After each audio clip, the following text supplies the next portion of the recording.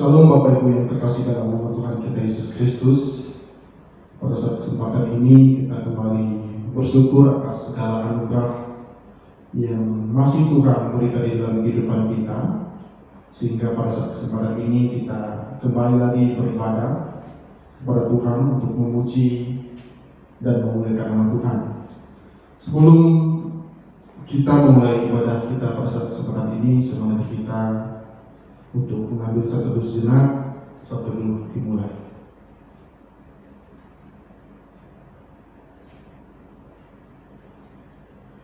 Bapa dalam kerajaan surga, mengucap syukur buat kebaikan dan kemurahan-Mu ya Tuhan. Kami berterima kasih atas cinta dan lawatan-Mu, atas kebaikan, kemurahan dan kasih setia yang masih Tuhan menyatakan di dalam kehidupan kami hingga pada saat kesempatan ini ya Tuhan. Kami bersyukur, berterima kasih atas segala lawatan-Mu, atas segala cinta yang Tuhan menyatakan dan berikan dalam kehidupan kami. Pada saat ini kami mau beribadah karena Tuhan melayakkan kami. Ampuni akan setiap dosa dan kesalahan kami, agar kami dapat dilayakkan untuk dapat memuji dan memuliakan nama Tuhan. Terlebih kami akan mendengarkan renungan firman Tuhan yang akan disampaikan oleh abdi-Mu nanti ya Tuhan. Terima kasih Bapa buat kebaikan dan kemurahan-Mu. Oleh karena hanya di dalam nama Tuhan Yesus kami siap untuk memuji nama-Mu. Amin. Kita menaikkan pujian pertama yang mengatakan Kaulah Harapan.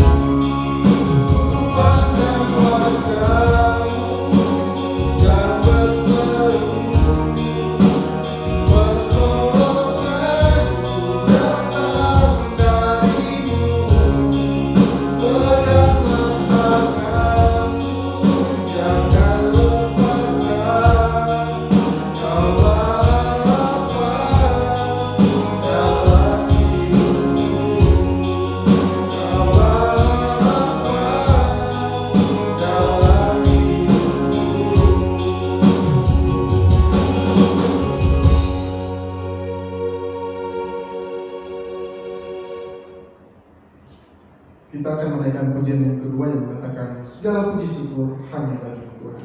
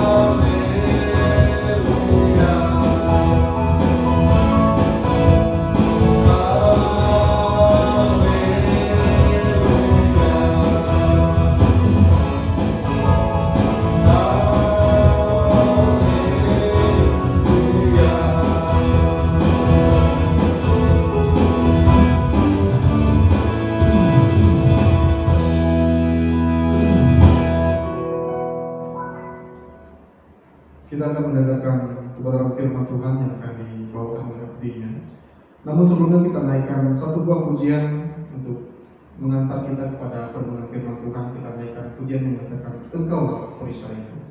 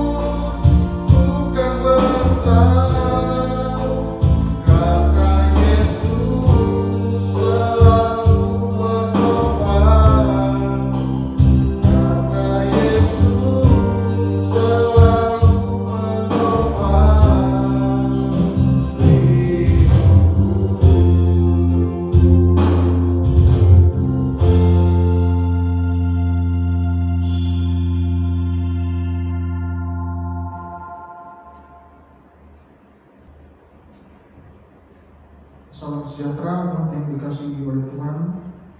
Di saat ini mari kita akan bersama-sama merenungkan firman Tuhan, dan bacaan kita di dalam ibadah minggu di awal bulan Juni terambil di dalam kitab suci Perjanjian Lama di dalam 1 Samuel pasal 8 ayat 1 sampai 22. Sekali lagi, di dalam kitab suci Perjanjian Lama di dalam kitab 1 Samuel pasal 8 ayat 1 hingga yang ke-22. Saya akan membacakannya untuk Bapak Ibu Saudara-saudari sekalian dengan tema dari LAI, yaitu orang Israel menghendaki seorang raja. Setelah Samuel menjadi tua, diangkatnya lah anak-anaknya laki-laki menjadi hakim atas orang Israel. Nama anaknya yang sulung ialah Yoel, dan nama anaknya yang kedua ialah Abia. Keduanya menjadi hakim di Beersheba. Tetapi anak-anaknya itu tidak hidup seperti ayahnya. Mereka mengejar laba, menerima suap, dan memutarbalikkan keadilan. Sebab itu berkumpullah semua tua-tua Israel. Mereka datang kepada Samuel di Rama dan berkata kepadanya, "Engkau sudah tua dan anak-anakmu tidak hidup seperti engkau. Maka angkatlah sekarang seorang raja atas kami untuk memerintah kami seperti pada segala bangsa-bangsa lain." Waktu mereka berkata, "Berikanlah kepada kami seorang raja untuk memerintah kami," perkataan itu mengesalkan Samuel. Maka berdoa Samuel kepada Tuhan. Tuhan berfirman kepada Samuel, "Dengarkanlah perkataan bangsa itu dalam segala hal yang dikatakan mereka kepadamu. Sebab bukan engkau yang mereka tolak, tetapi akulah yang mereka tolak, supaya jangan aku menjadi raja atas mereka. Tepat seperti yang dilakukan mereka kepada aku setiap hari aku menuntut mereka keluar dari Mesir sampai hari ini, yakni meninggalkan daku dan beribadah kepada Allah lain. Demikianlah juga dilakukan mereka kepadamu. Oleh sebab itu dengarkanlah permintaan mereka. Hanya peringatkanlah mereka dengan sungguh-sungguh dan beritahukanlah kepada mereka apa yang menjadi hak raja yang akan memerintah mereka." Dan Samuel menyampaikan segala firman Tuhan kepada bangsa itu yang meminta seorang raja kepadanya. Katanya, "Inilah yang menjadi hak raja yang akan memerintah kamu itu. Anak-anakmu laki-laki akan diambilnya dan dipekerjakannya pada keretanya dan pada kudanya, dan mereka akan berlari di depan keretanya. Dia akan menjadikan mereka kepala pasukan 1000 dan kepala pasukan 50. Mereka akan membajak ladangnya dan mengerjakan penuaian baginya. Senjata-senjatanya dan perkakas keretanya akan dibuat mereka. Anak-anakmu perempuan akan diambilnya sebagai juru campur remah-remah, juru masak dan juru makanan. Selanjutnya dari ladangmu, kebun anggurmu dan kebun zaitunmu akan diambilnya yang paling baik dan akan diberikannya kepada pegawai-pegawainya. Dari gandummu dan hasil kebun anggurmu akan diambilnya 1/10 dan akan diberikannya kepada pegawai-pegawai istananya dan kepada pegawai-pegawainya yang lain. Budak-budakmu laki-laki dan budak-budakmu perempuan, ternakmu yang terbaik dan keledai-keledaimu akan diambilnya dan dipakainya untuk pekerjaannya. Dari kambing dombamu akan diambilnya 1/10 dan kamu sendiri akan menjadi budaknya. Pada waktu itu kamu akan berteriak karena rajamu yang kamu pilih itu, tetapi Tuhan tidak akan menjawab kamu pada waktu itu." Tetapi bangsa itu menolak mendengarkan perkataan Samuel, dan mereka berkata, "Tidak, harus ada raja atas kami, maka kami pun akan sama seperti segala bangsa-bangsa lain. Raja kami akan menghakimi kami dan memimpin kami dalam perang." Samuel mendengar segala perkataan bangsa itu dan menyampaikannya kepada Tuhan. Tuhan berfirman kepada Samuel, "Dengarkanlah permintaan mereka dan angkatlah seorang raja bagi mereka." Kemudian berkatalah Samuel kepada orang-orang Israel itu, "Pergilah masing-masing ke kotanya." Bapak Ibu, saudara-saudari yang dikasihi Tuhan kita Yesus Kristus, di dalam perenungan firman ini, di dalam teks ini, saya membagi ke dalam 2 bagian penting yang sama-sama akan kita belajar, kita renungkan. Yakni bagian pertama tentang Samuel dan juga anaknya, dan kedua yaitu bangsa Israel yang menghendaki dan mau mengangkat seorang raja atas mereka. Kita akan mulai melihat bagaimana sebenarnya kisah ini atau teks ini merupakan masa-masa transisi kepemimpinan dalam lingkup bangsa Israel, dalam lingkup atau konteks kehidupan bangsa Israel, di mana bangsa tersebut dipimpin awalnya oleh hakim-hakim. Para hakim kemudian beralih status kepemimpinannya kepada seorang raja atau para raja yang nantinya akan memimpin bangsa pilihan Tuhan tersebut di dalam mereka menjalani setiap kehidupan mereka sebagai suatu bangsa yang dikelilingi dan juga berinteraksi dengan bangsa-bangsa yang lain. Namun kita melihat latar belakang bagaimana sebenarnya salah satu aspek sosial yang membuat bangsa Israel ini menghendaki seorang raja. Salah satunya adalah di latar belakangnya dengan adanya percikan dari Samuel yang sudah tua, yang staminanya sudah tidak seperti para pria muda. Oleh karena dia harus memimpin ribuan orang Israel, tidak sebanding dengan dia seorang diri dan juga dia yang sudah uzur usianya, yang staminanya sudah tidak kuat lagi, dan juga dibarengi oleh anak-anaknya yaitu Yoel dan Abia yang juga adalah sebagai hakim. Dijelaskan bagaimana sebenarnya anak-anak dari Samuel ini tidak seperti ayahnya. Anak-anak dari Samuel ini malah melakukan tindakan-tindakan yang tidak sepatutnya dilakukan. Mereka melakukan tindakan yang tidak dapat dicontohi, tidak meneladani ayah mereka. Mereka melakukan apa yang sebenarnya jahat di mata Tuhan.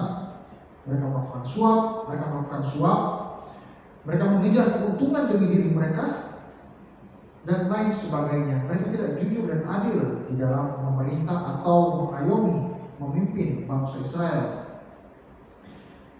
Tidak mengherankan juga, saudara, di zaman sekarang ini representasi dari anak-anak Samuel, apakah menjadi suatu pertanyaan, apakah ada anak-anak dari para majelis, dari pelayan Tuhan, gembala, pastor yang sifatnya seperti anak-anak Samuel masa sekarang, yang tidak meneladani firman Tuhan, yang tidak lagi merepresentasikan teladan dari orang tua mereka yang ada pelayan Tuhan.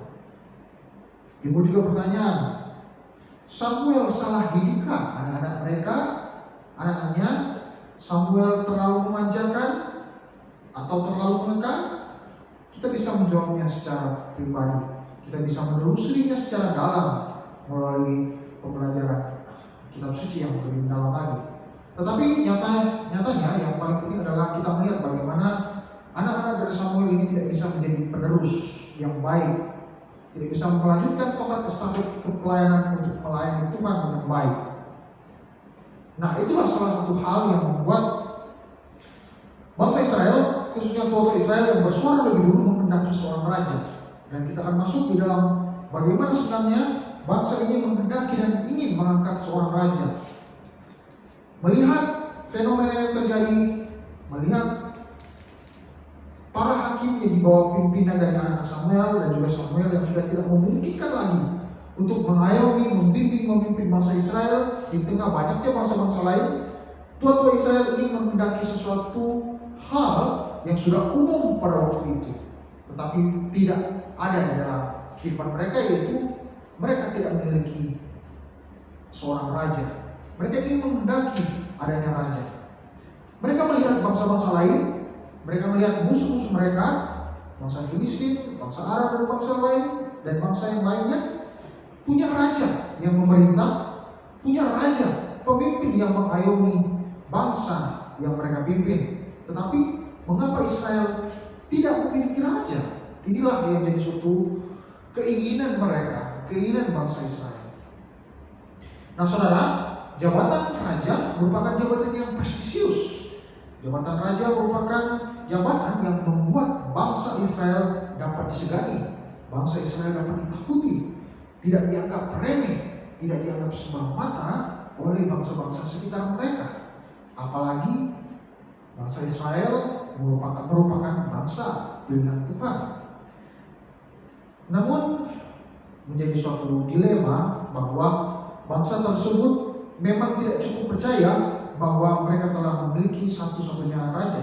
Mereka telah punya raja, yaitu Tuhan sendiri, Yahweh, yang membebaskan mereka dari perbudakan dari tanah Mesir dan memilih mereka menjadi bangsa pilihan di antara bangsa-bangsa yang lainnya.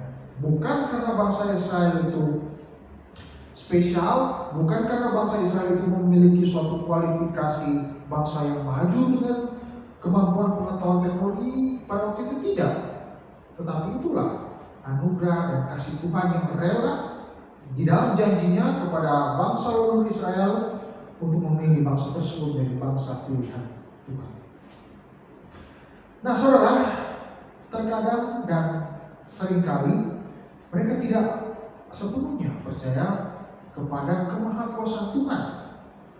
Mereka menginginkan, mereka menghendaki sesuatu yang fisikal. Mereka menghendaki sesuatu yang materi. Mereka ingin sesuatu yang dapat dilihat dengan mata telanjang, yaitu raja. Sosok raja yang mereka lihat, mereka bisa komunikasikan dua arah, mereka bisa dapat memegang seorang raja tersebut. Saudara, di kehidupan masa kini terkadang juga terkadang pula kita menghendaki sesuatu yang sesuai dengan keinginan kita. Kita menghendaki sesuatu yang sesuai dengan hasrat kita. Kita melihat dan percaya dengan mata telanjang, mata yang bukan batiniah, yang lahiriah saja. Kita tidak menekankan pada mata spiritualitas. Kita tidak menekankan kepada mata iman kita. Bahkan lebih parahnya lagi, kita tidak percaya sepenuhnya kepada Tuhan.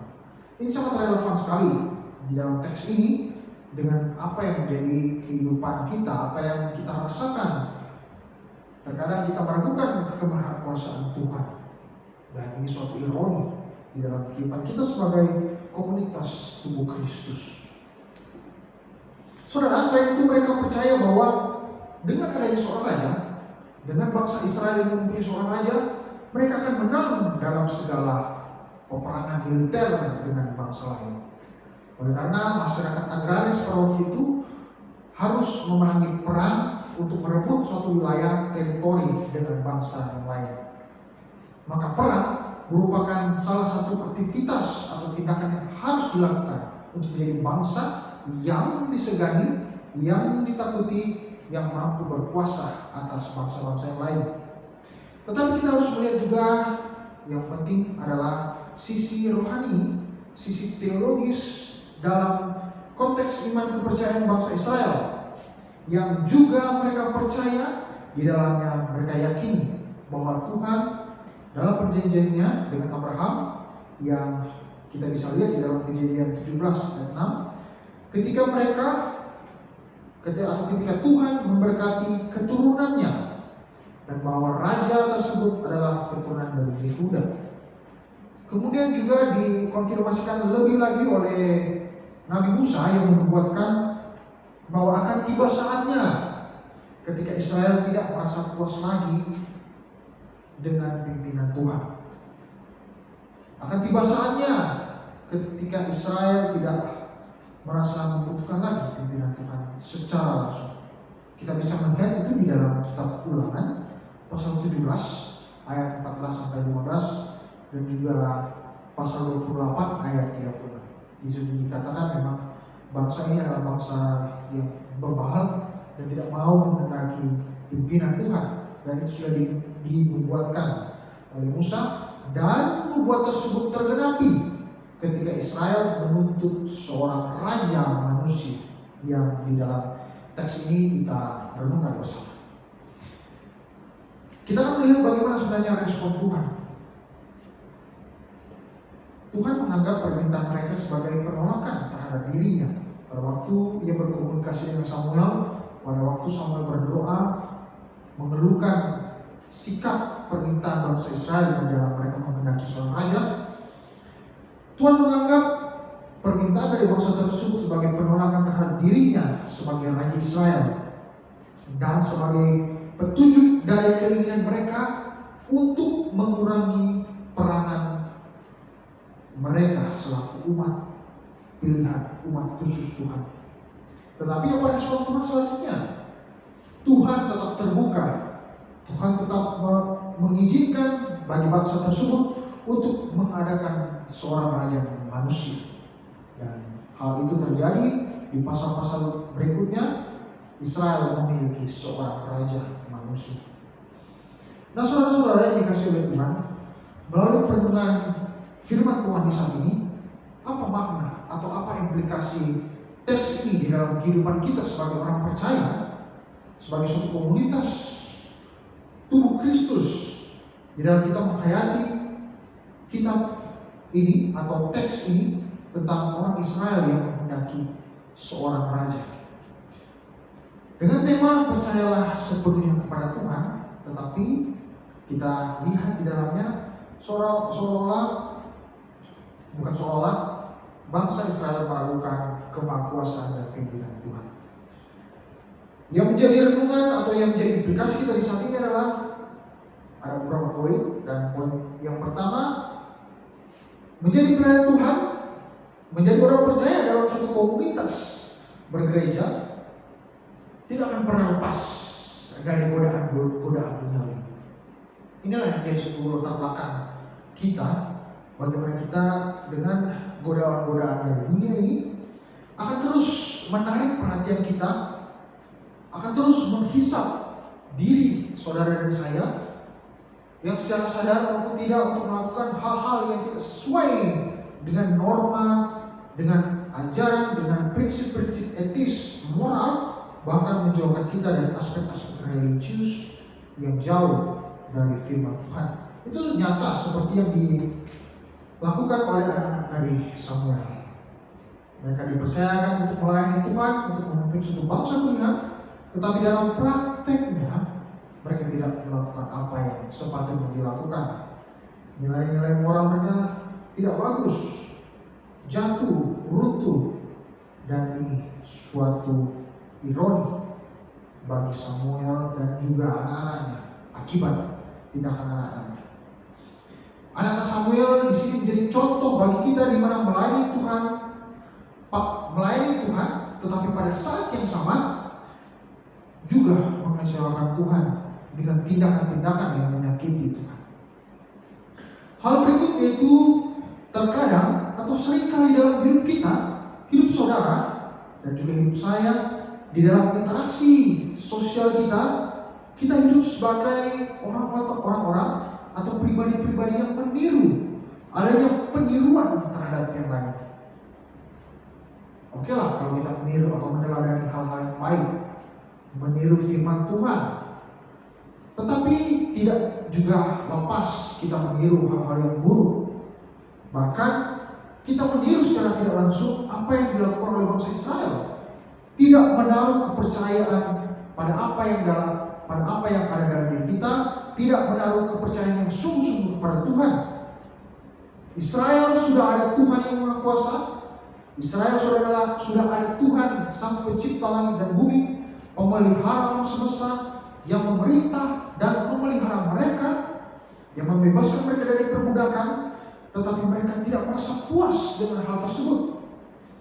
Mereka melihat ada yang lain, mereka melihat bangsa-bangsa yang lain yang punya raja, mereka ingin mengikutinya. Inilah suatu peniruan yang tidak lagi sesuai dengan apa yang Tuhan kehendaki sebenarnya. Dan itu menjadi tantangan bagi saudara dan saya sebagai orang percaya, yakni melihat segala sesuatu tidak cukup, ingin lebih lagi, keinginan kita ingin lebih lagi. Kita terus menginginkan lagi dan lagi. Tidak ada kepuasan. Kita tidak menjadi sepenuhnya percaya kepada Tuhan. Lama-kelamaan hal tersebut akan membawa kita, kalau kita terus jatuh dihisap oleh hal tersebut, waktu demi waktu kita akan membawa saudara dan saya pada hal yang tidak mengucap syukur kepada Tuhan. Kita tidak lagi bersyukur kepada Tuhan atas apa yang kita miliki. Poin berikutnya yang menggugah hati saya dan juga saudara adalah di dalam kondisi seperti itu, di dalam kondisi bangsa Israel dan juga implikasinya terhadap kita yang tidak lagi bersyukur, yang tidak lagi menaruh kepercayaan kepada Tuhan. Tapi apa respon Tuhan? Ia dalam kasih-Nya tetap memberikan kebebasan. Di dalam kasih-Nya Dia tetap memberikan kesempatan bagi bangsa Israel untuk mengadakan seorang raja yang akan memimpin mereka. Saudara, Tuhan itu begitu kuat, Tuhan yang Maha Kuasa. Bisa saja Dia menghalau keinginan bangsa Israel untuk mengadakan seorang raja. Tetapi Tuhan cukup terbuka dalam kasih-Nya, cukup memberikan kebebasan. Oke lah, biarkanlah bangsa tersebut ada seorang raja manusia. Ini suatu kasih-Nya yang tak terhingga. Saudara, yang berikutnya adalah Tuhan dalam kasih-Nya tetap mau merangkul saudara dan saya yang telah banyak berbuat kesalahan. Dia tetap merangkul kita di dalam keberdosaan kita. Dia tetap mau merangkul kita di dalam kerapuhan diri, hati, dan pikiran kita yang tidak sesuai dengan prinsip kasih Tuhan. Dia tetap mau memeluk, menggenggam kita. Tuhan tetap memelihara dan mengasihi kita walaupun kita menyakiti Dia. Kita tidak menghargai, kita tidak menghormati Dia, bahkan kita tidak menghormati, menghargai, mengasihi sesama kita. Itulah yang juga representasi dari anak Samuel dan juga bangsa Israel yang tidak mau menghormati, menghargai, mengasihi Tuhan dan juga sesama. Mereka kan ego masing-masing. Apa yang menurut pribadi pikiran sendiri itu benar, belum tentu benar bagi Tuhan. Tuhan masih tetap percaya pada kita untuk hidup. Tuhan masih tetap percaya kepada bangsa Israel untuk maju terus, untuk menjalani roda kehidupan. Tuhan masih memberikan kesempatan bagi kita untuk terus berkarya, untuk terus melaksanakan tugas tanggung jawab pelayanan, pekerjaan kepada Bapak Ibu saudara-saudara sekalian, apapun profesi saudara-saudara umat Tuhan sekalian. Walaupun sekali lagi respon kita terkadang tidak lagi sungguh-sungguh percaya, menaruh kepercayaan kepadanya. Dan terakhir, Tuhan tetap mendengarkan permintaan. Tuhan tetap mendengarkan permintaan bangsa Israel untuk ada seorang raja, dan Tuhan juga tetap mendengarkan permintaan kita. Apapun yang menjadi pergumulan kita, apapun yang menjadi keinginan kebutuhan kita, Tuhan terbuka. Tuhan tetap mendengarkan seperti bangsa Israel. Namun tetap pada koridor untuk tetap bertanggung jawab atas apa yang akan kita pilih, apa yang akan kita lakukan. Tuhan dalam kasih-Nya yang tetap memberikan kebebasan, Tuhan dalam kasih-Nya yang tetap mau merangkul, Tuhan tetap percaya kepada ciptaannya, dan Tuhan tetap percaya kepada kita, dan Tuhan mau terus mendengarkan permintaan kita. Kiranya melalui firman Tuhan di saat ini, kita terus memberikan kepercayaan kita kepada Tuhan. Percayalah sepenuhnya kepada Dia, Sang Pencipta yang mau mengasihi kita, yang mau merangkul, memeluk, menggenggam erat kita di tengah ketidakmampuan, di tengah keraguan-raguan kita. Tetapi di balik itu semua, kita mau perlahan-lahan kuasa Roh Kudus tetap percaya kepada-Nya. Kiranya Tuhan memberkati saudara sekalian. Amin. Kita akan berdoa, doa syafaat, doa penutup firman. Bapak Ibu saudara-saudara sekalian, mari kita berdoa. Bapa dalam surga, kami sungguh bersyukur ya Tuhan untuk firman-Mu di saat ini, di ibadah minggu secara online di GPI Manado. Ya Tuhan, melalui perikop kitab 1 Samuel pasal 8 ayat 1 sampai 22 ini, kami disadarkan bahwa bangsa pilihan Tuhan pun ada sikap ragu-ragu dan tidak sepenuhnya percaya kepada Tuhan dan juga menginginkan keinginan yang sebenarnya sudah ada Tuhan yang Maha Kuasa, tetapi tetap menginginkan hal-hal yang materi yang duniawi. Ya Tuhan, biarlah melalui firman ini kami disadarkan bahwa kami tetap harus terus menaruh kepercayaan kepada Tuhan, percaya sepenuhnya kepadamu, kepada Engkau, dan Tuhan terus di dalam kasih-Mu yang begitu kudus dan suci, terus membuka diri, terus memberikan kebebasan dalam koridor-koridor sesuai dengan prinsip firman Tuhan. Tuhan yang terus mau merangkul, memeluk, menggenggam kami di dalam keberdosaan kami, di dalam kerapuhan diri kami yang seringkali kami tidak secara sadar maupun tidak sadar lari dan tidak mau taat padamu. Kami bersyukur ya Tuhan untuk firman-Mu di saat ini, dan biarlah firman-Mu di saat ini masuk ke dalam hati, pikiran, sanubari kami. Bapak dalam surga, kami juga saat ini berdoa untuk setiap umat Tuhan yang mengikuti atau menonton ibadah online GPI Manado di saat ini.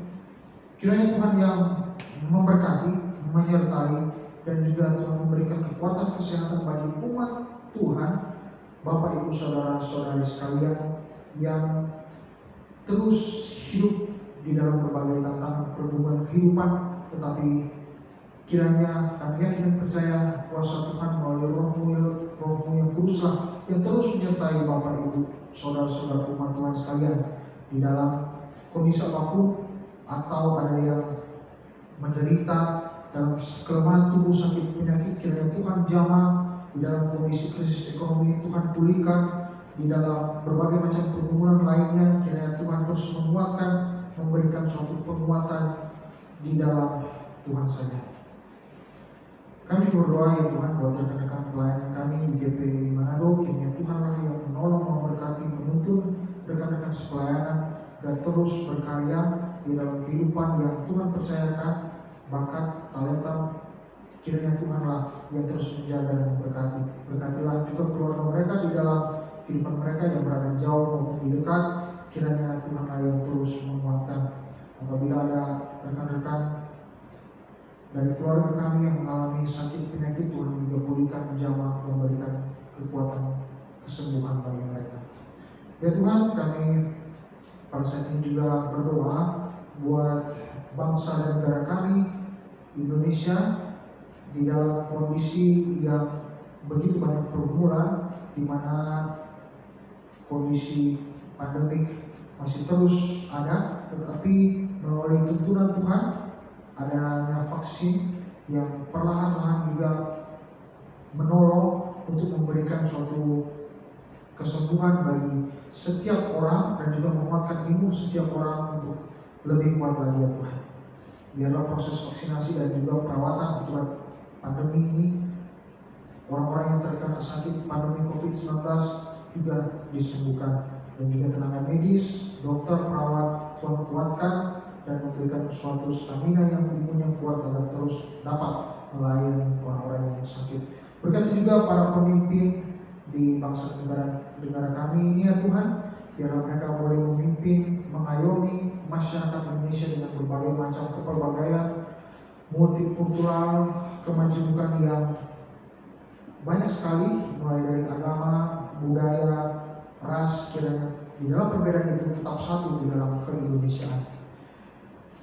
Ya Tuhan, inilah setiap doa syafaat kami, adalah doa permohonan kami, dan kiranya melalui doa ini akan didengarkan oleh Tuhan dan dijawab oleh sesuai dengan waktu berkehendak Tuhan. Doa ini ya Tuhan akan kami akhiri, akan kami tutup dengan doa Bapa kami.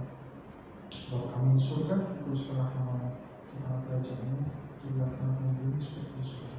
Berikanlah pada hari ini makanan kami secukupnya, dan ampunilah kami kesalahan kami, seperti kami mengampuni orang yang salah kami. Dan jangan membawa kami ke pencobaan, tetapi lepaskanlah kami dari yang jahat. Karena Engkau adalah kerajaan, kuasa dan kemuliaan sampai selama-lamanya. Bapak Ibu Saudara-saudari yang dikasihi Tuhan, kita akan mengakhiri ibadah kita di saat ini, ibadah minggu di awal bulan ini. Sebelum itu, mari kita akan menerima berkat Tuhan. Kiranya kasih karunia dan damai sejahtera dari Bapa Surgawi, anugerah keselamatan dari Tuhan Yesus Kristus, serta pertolongan bimbingan dari Roh Kudus, kiranya terus menyertai saudara-saudara sekalian di dalam setiap pekerjaan, aktivitas, pelayanan, mulai saat ini sampai selama-lamanya. Amin. Puji nama Tuhan, demikianlah ibadah kita pada saat kesempatan hari ini. Kami mengucapkan terima kasih kepada Bapak, Ibu, saudara dan saudari yang telah mengikuti ibadah ini baik secara online. Tuhan terus memberkati kita semua, dan kiranya melalui firman Tuhan yang telah disampaikan tadi kita dapat mengerti, memahaminya, serta dapat mengaplikasikan benar firman Tuhan dalam kehidupan kita, dan kita tetap terus mengandalkan Tuhan dalam setiap kehidupan kita, dan jangan lupa untuk tetap mematuhi protokol kesehatan yang telah ditetapkan oleh pemerintah.